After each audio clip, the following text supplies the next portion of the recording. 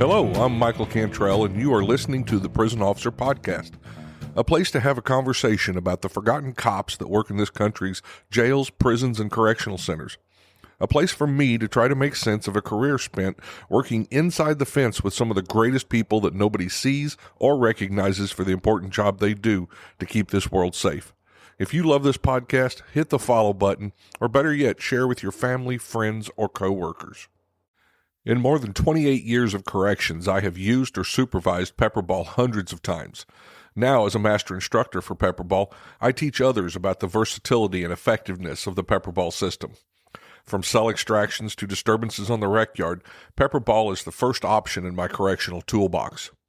With ranges up to 150 feet and hoppers that can hold 160 rounds, pepperball is perfect for controlling large crowds or group disturbances on your yard.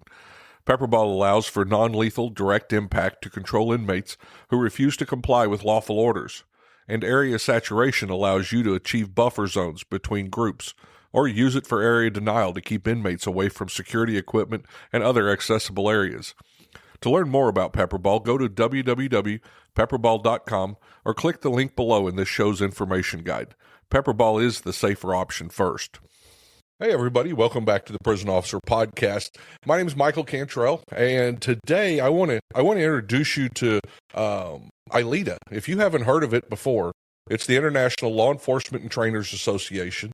I've been a member since 2015, but last year was the first year I got to go to the conference, and I was so excited, so hyped. Matter of fact, the hype's lasted me all year, that I wanted to introduce everybody else to it. So if you haven't been there before, we've brought in Joe Willis, and he's the Deputy Executive Director, correct? Yeah, correct. Welcome to the Prison Officer Podcast, Joe. Michael, so glad to be here, man. I've been looking forward to this. I follow your podcast. I think it's an absolutely incredible service that you're offering, and it's a pleasure to meet your audience, and it was great meeting you in person for the first time last year. Yeah, thank you. I enjoyed meeting you. I have talked to you about this before, but I got to meet so many of my mentors last year.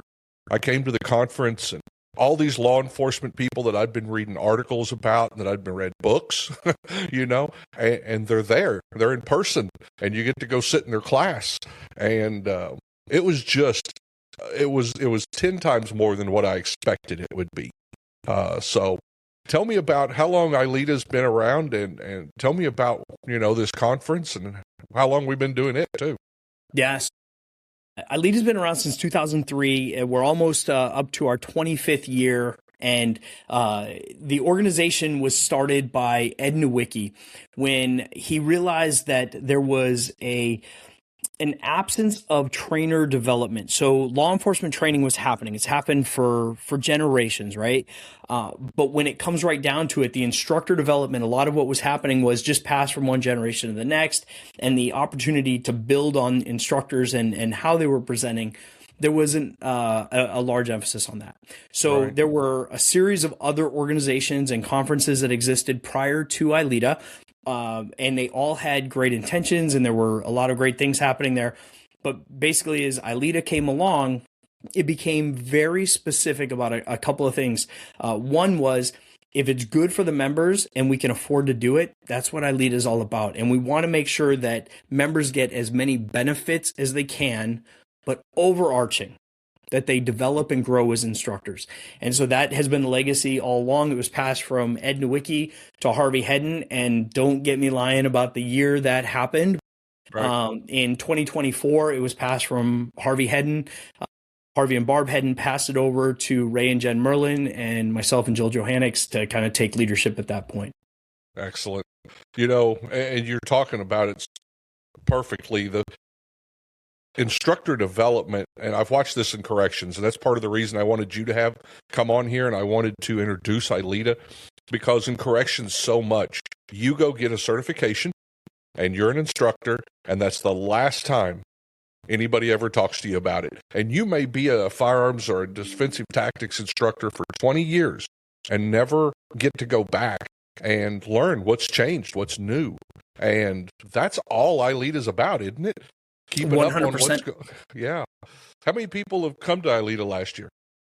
So we were just under 700 instructor attendees, but then you've got staff, you've got the expo vendors and that sort of thing. And so all in all, it's about 1,000 person foot traffic throughout the week that are at the conference.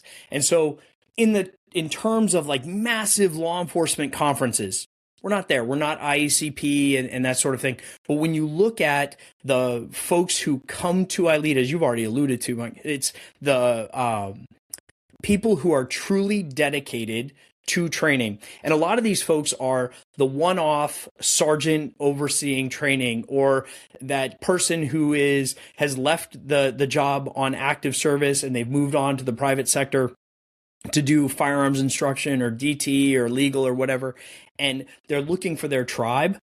It is 700 people like that, roughly. We're trying to hit 750 this year. It's about 700 people of that mindset.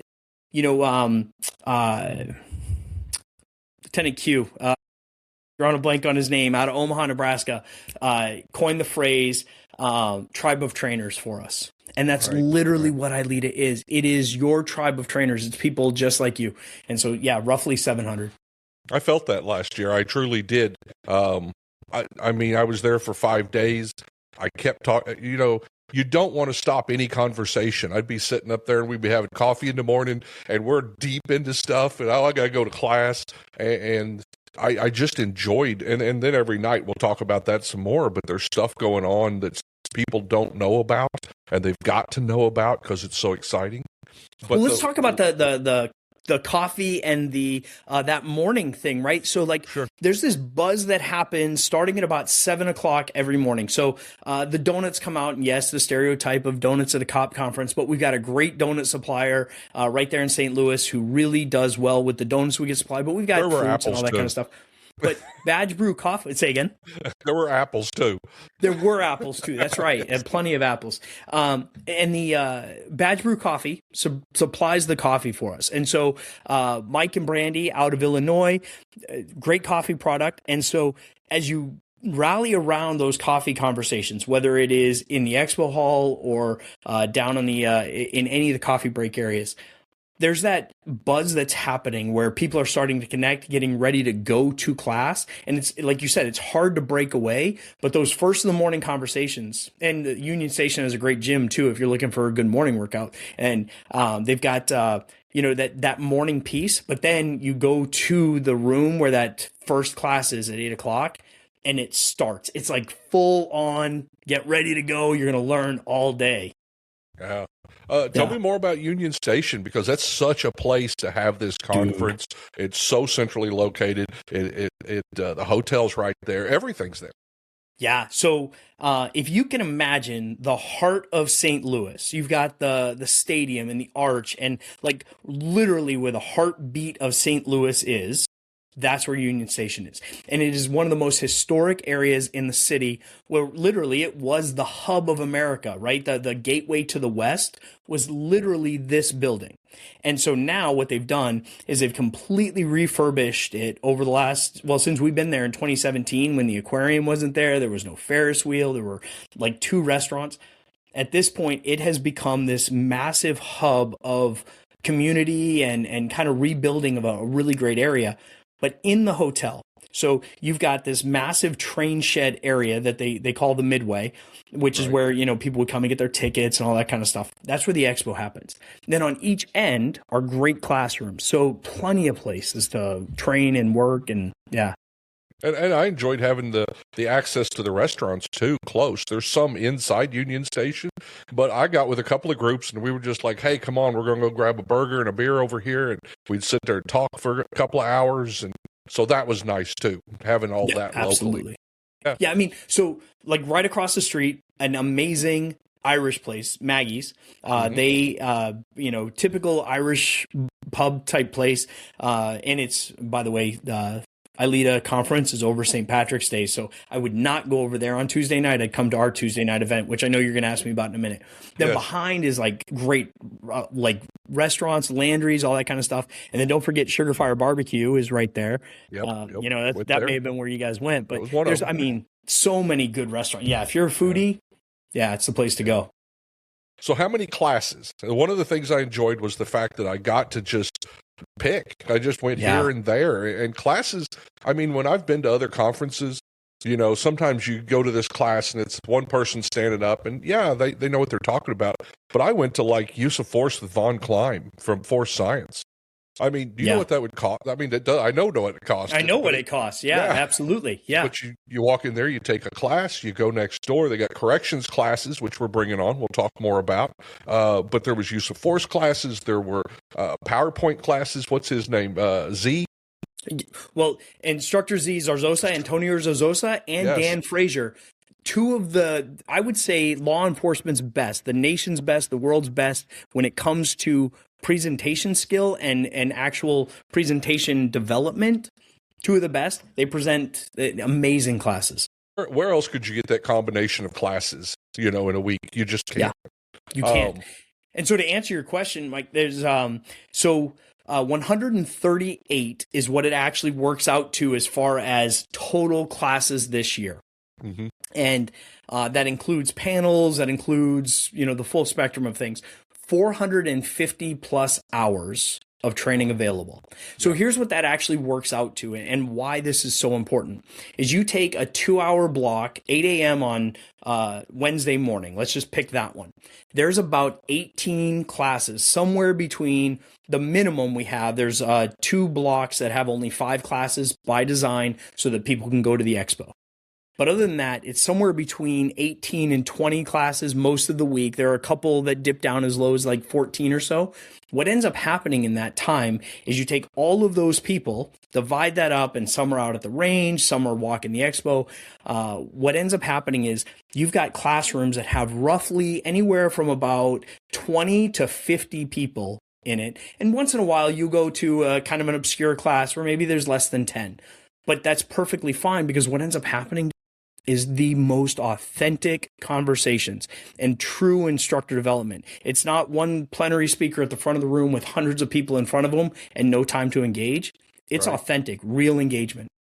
I think another thing that I didn't know, I think some other people don't know, it's not just classes like you would have at a normal conference or the ones I've been to before. There's certification classes. So you can go knock out some certification while you're there. Yeah. Yep. So that's a big plus. We have 17 instructor level certifications. That is 3 from Axon, the Legacy, the 10, and the body worn camera. ASP has 2 certifications. Sabre has certifications. We're doing PIT this year, certification wise. I mean, so there's a lot of certifications, but for your audience specifically, when we're talking about facilities like that, there's so many less lethal certifications, available that, I mean, it's incredible. Right. So I've spent all day going to classes. I've eaten the donuts. What are we going to do in the evenings? Yeah. Valid question. So, let's just talk first about Monday night. And if you don't mind, I'll kind of, and I'd love for you to ask any questions and we'll kind of chat about what each of those nights are, because I'm kind of curious from your perspective about each of the nights as well. Okay. Monday night is Emerson Hour. Now, Emerson Hour is a tradition that started in 2013 by Brian Willis, no relation. And if so, he would have been my much smarter, but slightly older brother. It begins with the simple question posed by Ralph Waldo Emerson: what's become clearer to you since we last met? 6 speakers are challenged with that question and given 9 minutes to answer it. Think of TED Talk meets speed dating.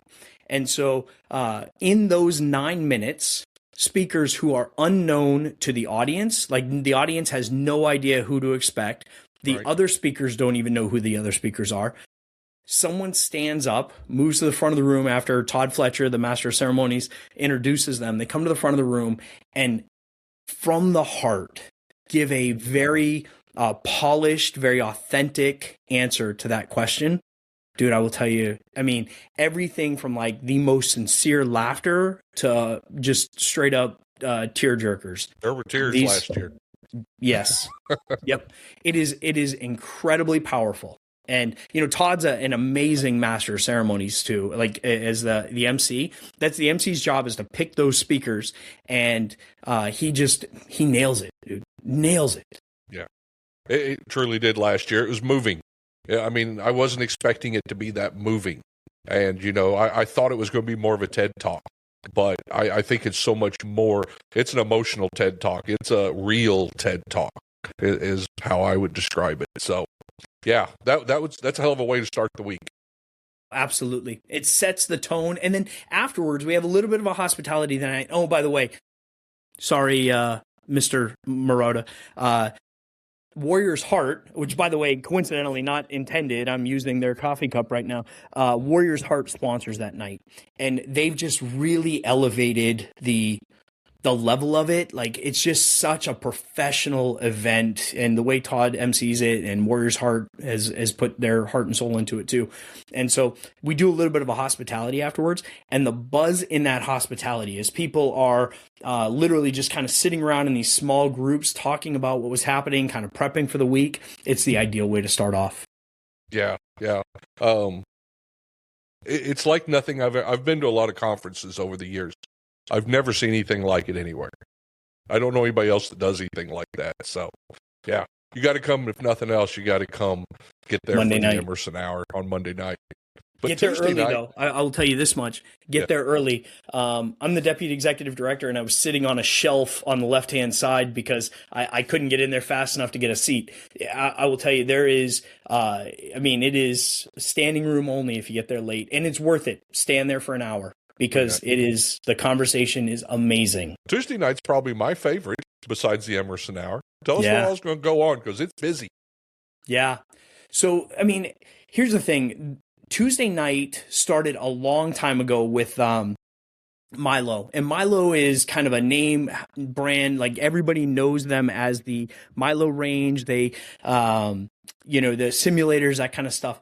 They wanted to do something to recognize and spend some time with ILEETA members. So they started this thing where they called it Whiskey Night, and they had tickets at their booth, and you would come by, you get a ticket and kind of go to whatever room they were hosting this in. And it was super cool. I remember going to it back in Chicago. It was a lot of fun.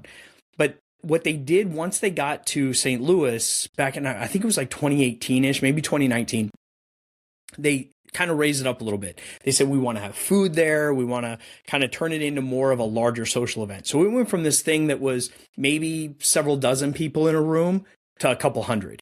And it really escalated quickly. Well, then Command Presence comes along, John Bostain, Michael Warren, just a great group. In fact, I think you know these folks pretty well. They came along and said, what we want to do is add a cornhole night or a cornhole game to it. And so they have this cornhole tournament. And if you don't get there early to sign up, go to their booth and get signed up, you're not getting in as a team. Like, it fills up fast. And so we've got cornhole going. We have the whiskey night that Milo's always done. And then last year we brought back the authors event, which actually kicks that off. So to go into this, you pass by these great authors, like, I don't know, Michael Cantrell might be one of them, pass by some authors and, kind of check that out, have conversations with them. And then down there is food, beverages, and cornhole. Does it get any better? It didn't. It was just amazing. And I think everybody at ILEETA was there. They stopped by one of those three places. Yeah. And I'll tell you, so here's the other thing. Like, this is one of the things I love about ILEETA. Like, this isn't just Joe is the, one of the guys who is, deputy director. It is the member in me that says, when we go to those events and you stand around a table and, like you said, you meet your mentors, and suddenly you'll look and you'll be like, wait, who just came over to this table and is enjoying this conversation with us? And there's professional conversation, but it's also this really cool opportunity to connect with people like you who share a lot of those same interests and meet up with friends that you haven't seen in a year. And so it's a really good social event. Like, I would say one of the highest quality social events you can go to it anywhere. I know it was a ton of fun, and everybody came out of there smiling. It was a great time. Yeah, absolutely. Walk me through the Wednesday night. Yeah, so thank you. Yeah, because it's not new. We've always had hospitality nights on Wednesday and Thursday, so that's not new. What is new is this. So we were at a conference back in, I don't know, May or something. We run into these guys in Hawaiian shirts, and they got surfboards at their booth. And I was like, what do you guys sell? What is this? And so we start chatting with them. Silencers. So Silencer Shop is the, I would say, of fun people to be around and hang out with. They're at the top. They're too cool for me, honestly. Like they're just really, really cool guys. And so we're chatting with them, and we're like, what could this look like? And they said, listen, we want to do something fun. And I said, well, we had this kind of ad hoc cigar night last year, and it was people showed up with their own little humidors that they travel with, or bags or whatever, and we just kind of sat around and had cigars during hospitality night. Then over on the peak room side of the Midway, they were still over there throwing bags as a kind of informal cornhole games, and kind of chatting and that sort of thing. And so, but they were separated. Well, this year, Jill Johannix, who's the director of business development, is working with the guys from Silencer Shop. And so what they did was they condensed everything. And so now what we have is almost, if you can imagine, like a wine bar kind of experience, but kind of intimate space.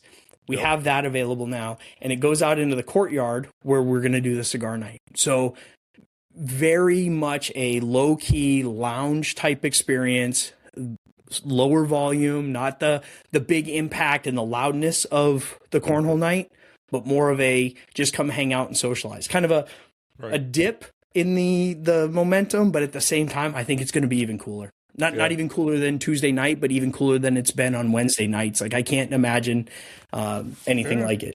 Well, you need to come down a little bit after Tuesday, because they had rock and roll going on Tuesday night last year. Yeah, they did. So it'll be and nice. Don't forget, Tuesday night is St. Patrick's Day this year, so wear green. Oh, Lord. Wear your green and come out. Just be ready to have fun. And the thing is, this is the other thing I like about ILEETA. Sure, there are those one or two people who maybe have a little bit more than they should, but for the most part, it is a very professional, responsible crowd who knows they've got to get up at 8 o'clock in the morning, because you don't go to those classes unable to go to those classes. Right. You need to show up ready to learn and ready to be turned on. And it is just an entirely professional event. I think the classes are so important to people. I absolutely agree with you that they're going to make sure that they're in good shape in the morning to go get what they came for. At least I know I think that way. So absolutely. Yeah. And I'll tell you, I mean, there's no, I'm sorry to interrupt you. One of the pieces of advice that Brian Willis always gave was Tuesday or every night of the week.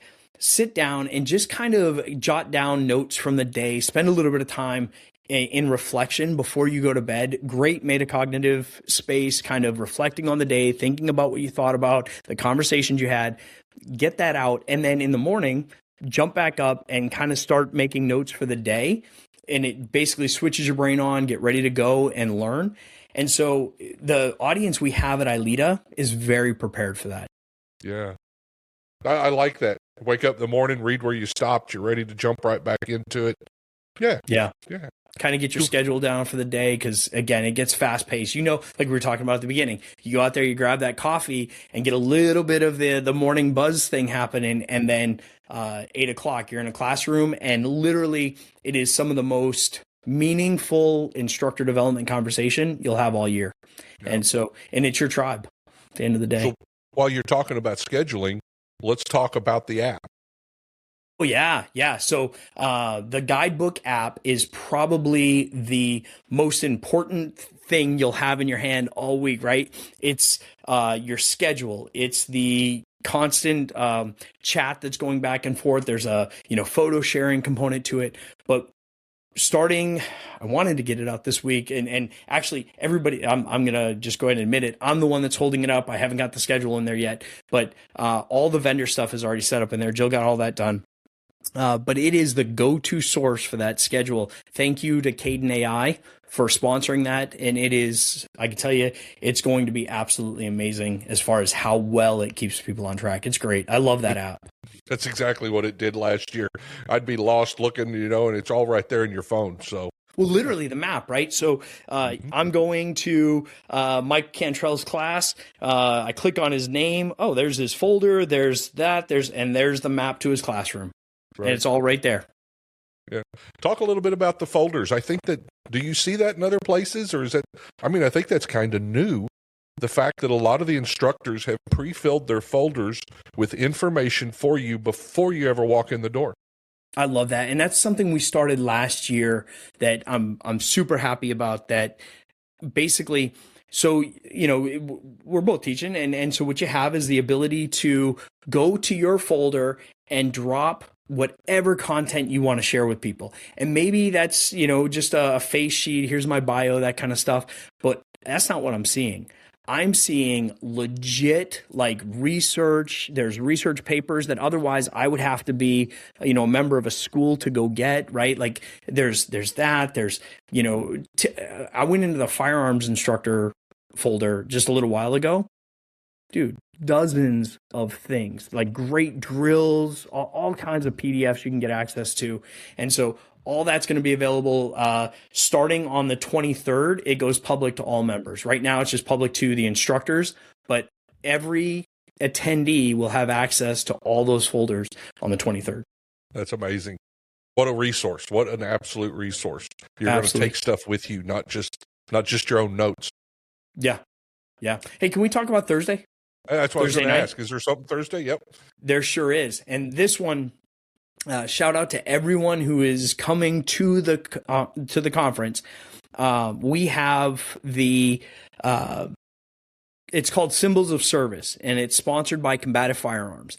And what Todd Fletcher wanted to do with that night was kind of turn it into one of those spaces where we could exchange stories, but also patches and coins. We wanted to do a really good patch and coin exchange.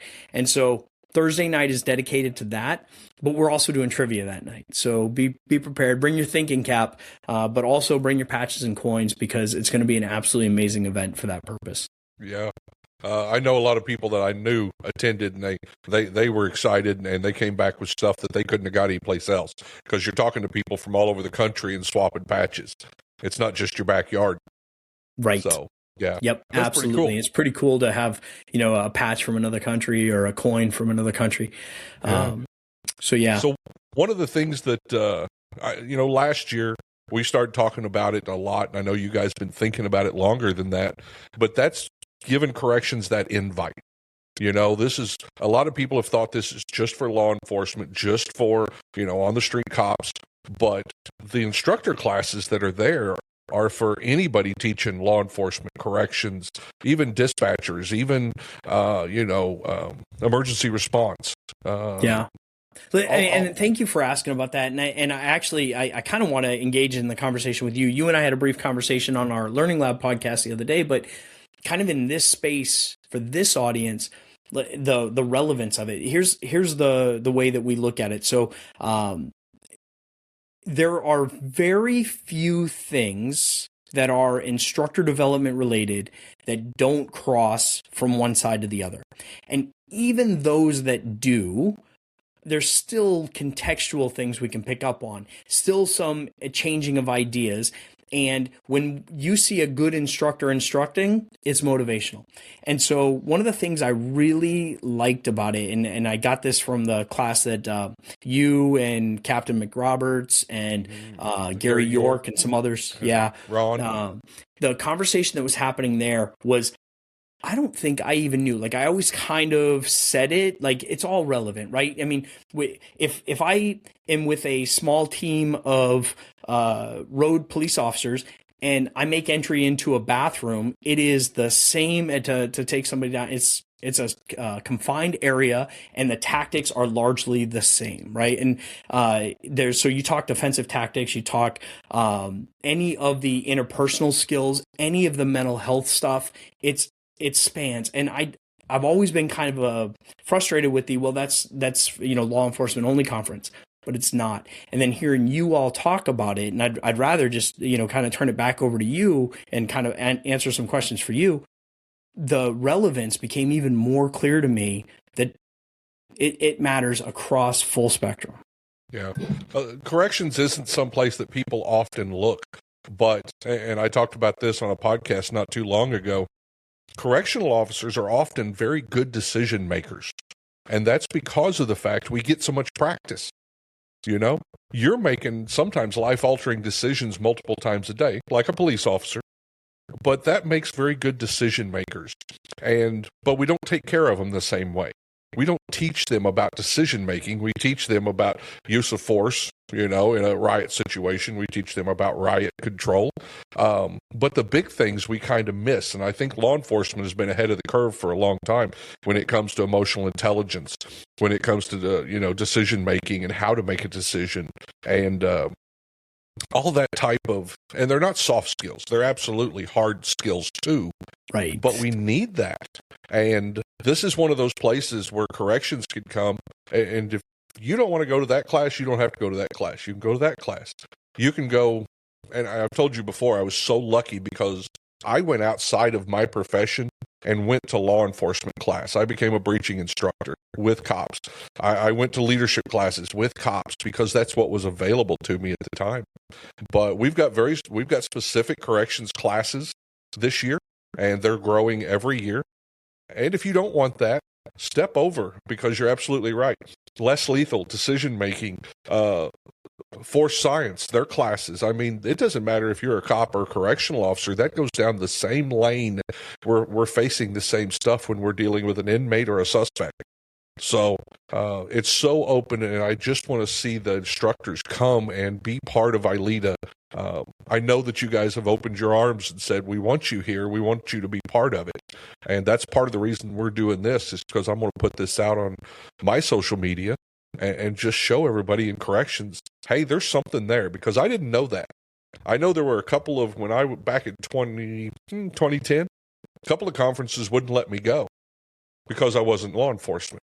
A couple of organizations wouldn't let me join because I wasn't law enforcement.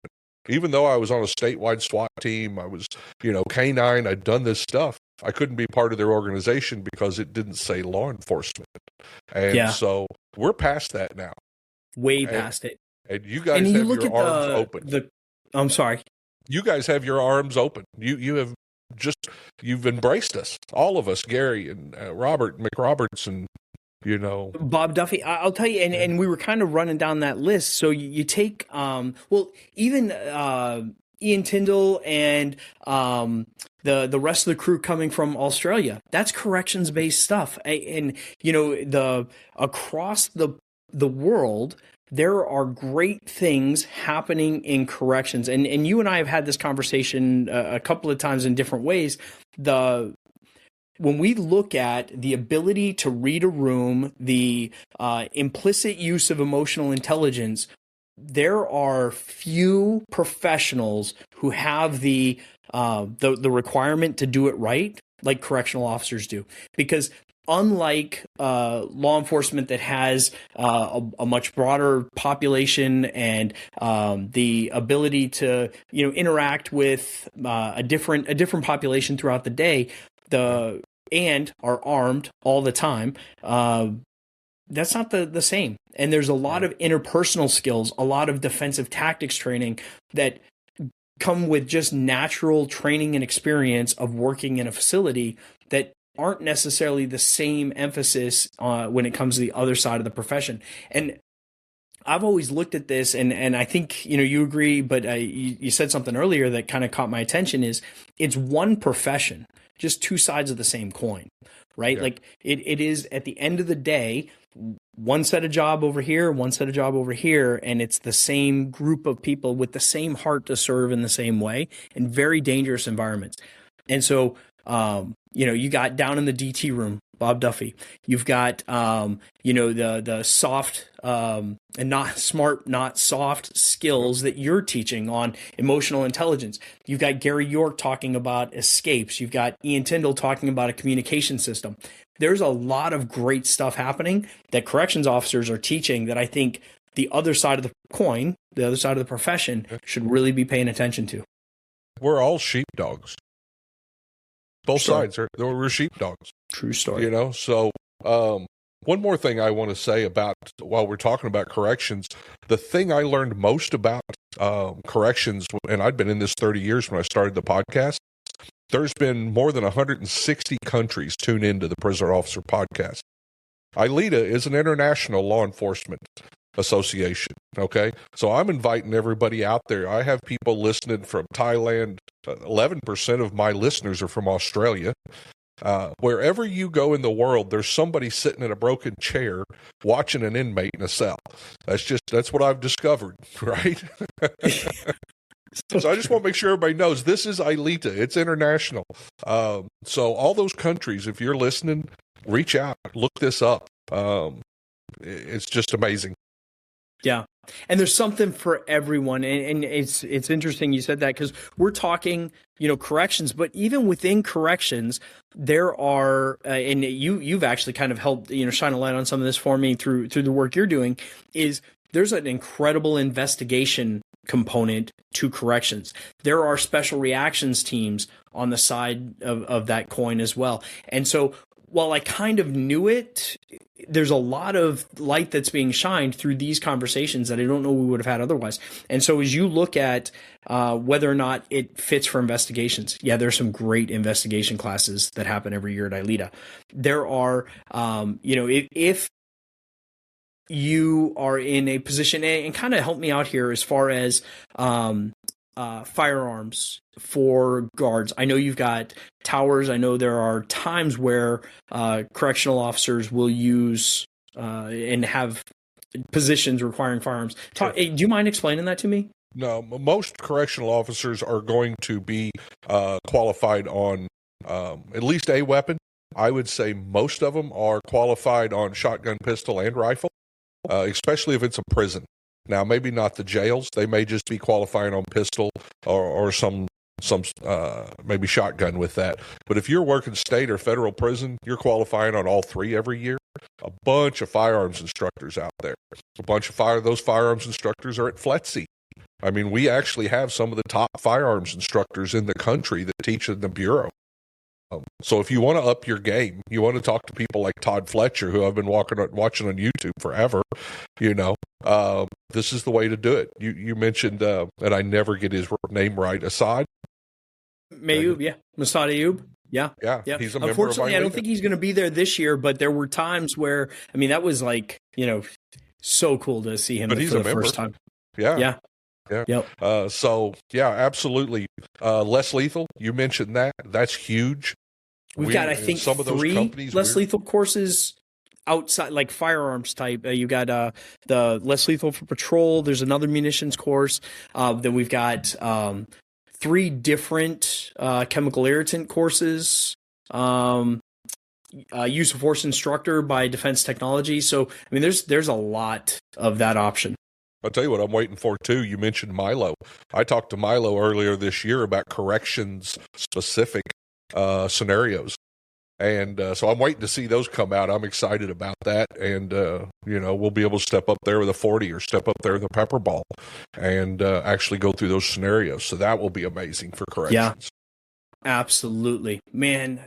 So, but that's the other thing. At ILEETA, so you will have those opportunities to engage with industry. And this is what we tell our vendors. If somewhere out there a vendor is listening to this, don't show up to the expo expecting to just kind of sit in the booth and people walk by and grab some, lollipop off your table. That's not what's going to happen at ILEETA. You're going to get trainers who know a lot about this industry and a lot about this space. And it's going to be Mike Cantrell stopping by a virtual reality booth and talking about the hard details of how come you don't have corrections in your stuff yet, and where's the less lethal options that I have available to me. Can I fire a 40 millimeter? Do you have 68 caliber? Where are we at on these things?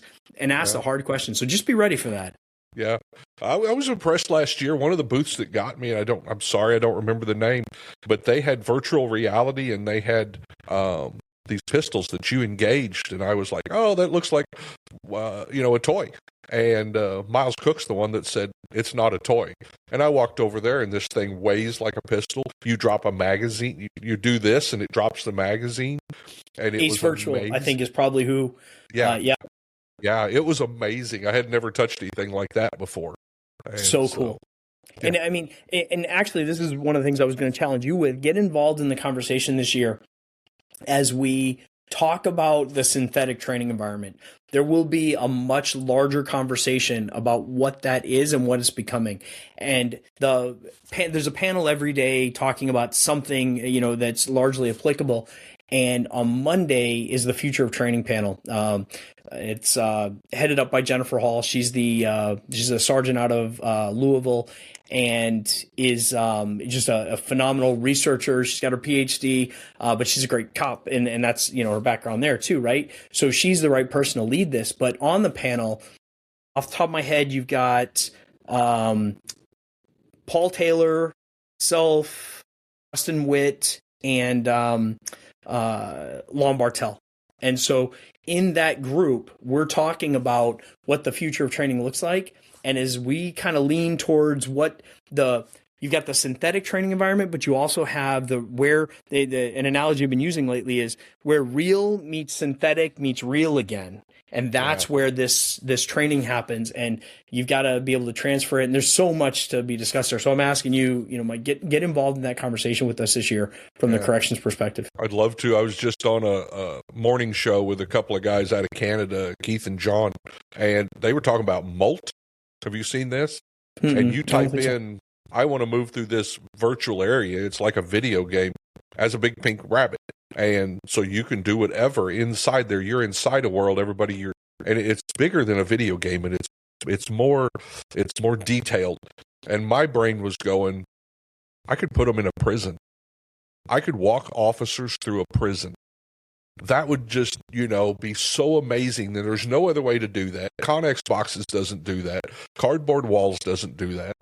But I think that's where we're headed with some of that stuff, and I'm excited for it. Have you ever done one of those, like either the roller coaster or walking on a tightrope wearing a virtual headset? I have not. So our brains don't recognize threat differently in a virtual environment than they do in the real world. And so as you are walking on a tightrope, and especially if wind's blowing and the sound is appropriate, it literally feels as though to your unconscious mind, the limbic system of our brain, that we are in this space. And it's a way of getting after some stress inoculation, right? But also, as you just said, kind of creating that realistic scenario.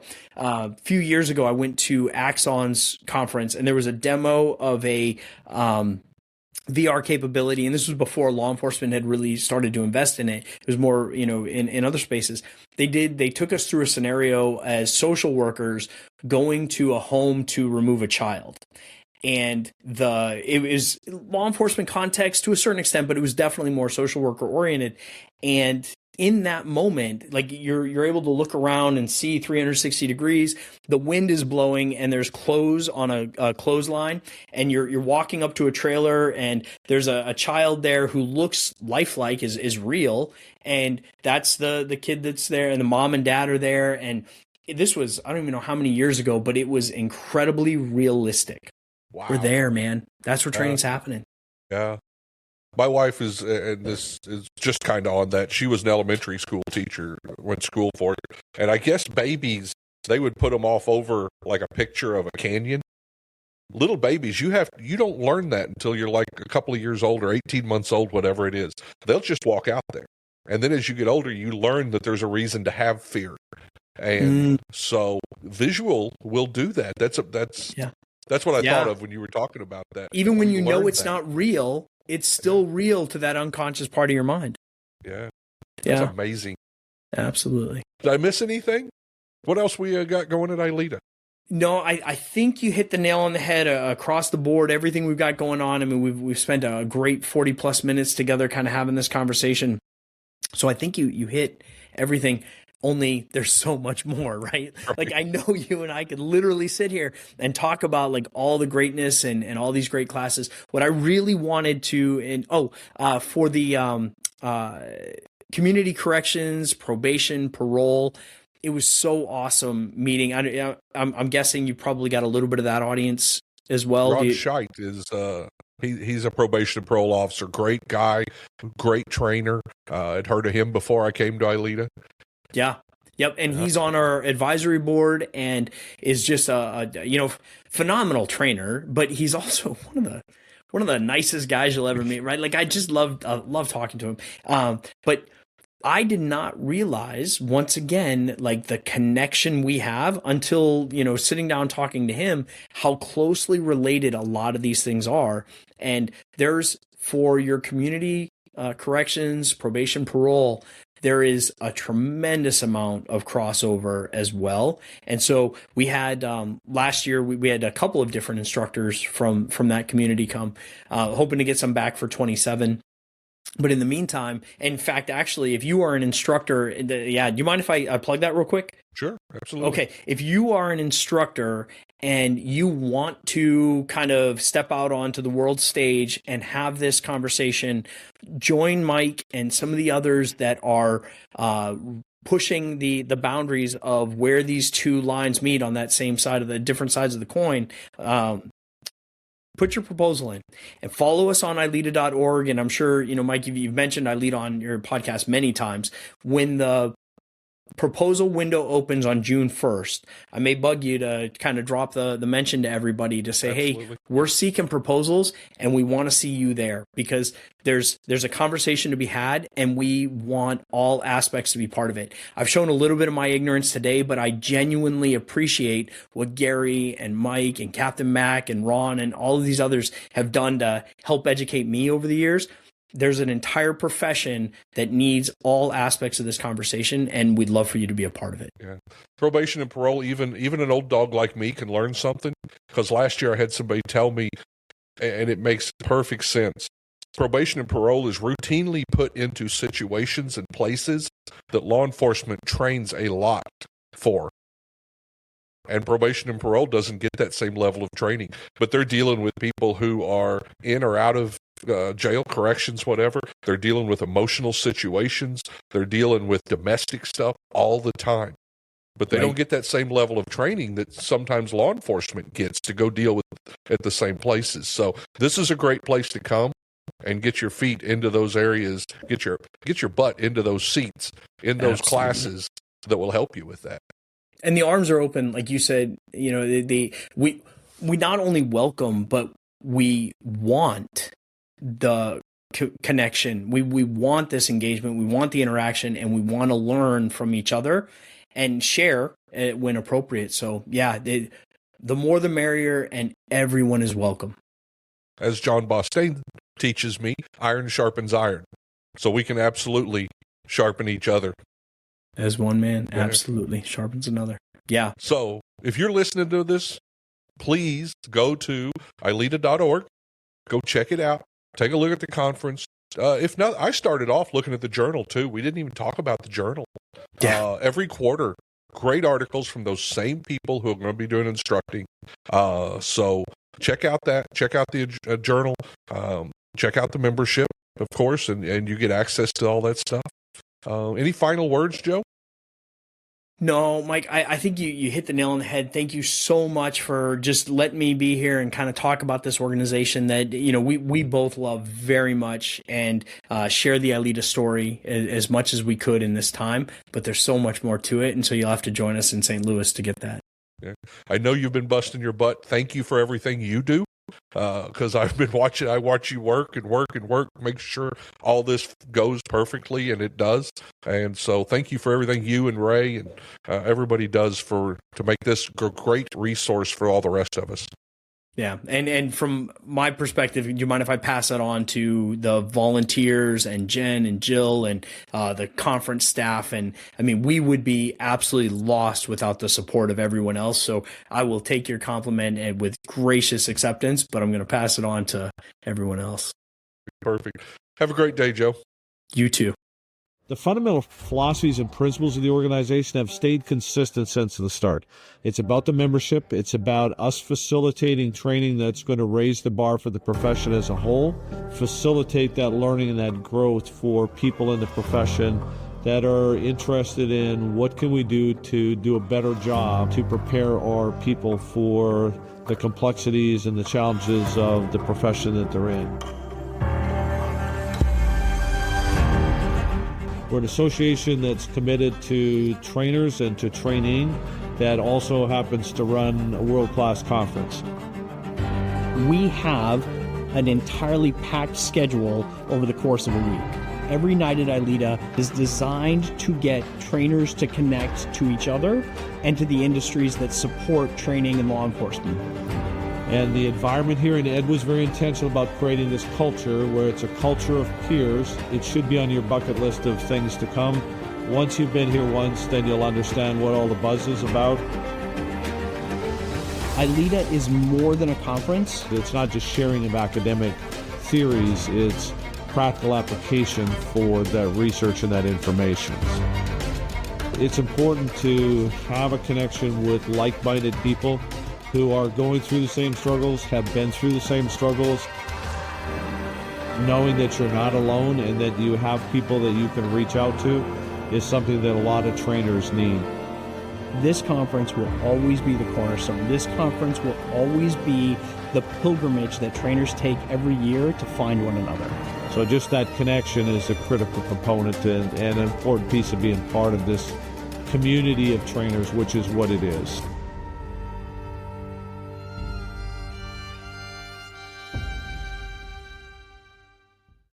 If you enjoy these podcasts, the best way to support the Prisoner Officer Podcast is to share these episodes with your friends or family on social media. Let me invite you to visit www.theprisonofficer.com. If you haven't already, check out the Prison Officer Podcast on Facebook and click that little follow button. Or leave us a message, or better yet, leave us a review. And if you're listening to us on Apple Podcast, Google, or Spotify, please click the subscribe button. Until next time, I'm Mike Cantrell. Watch your back, and please take care of each other out there behind those walls.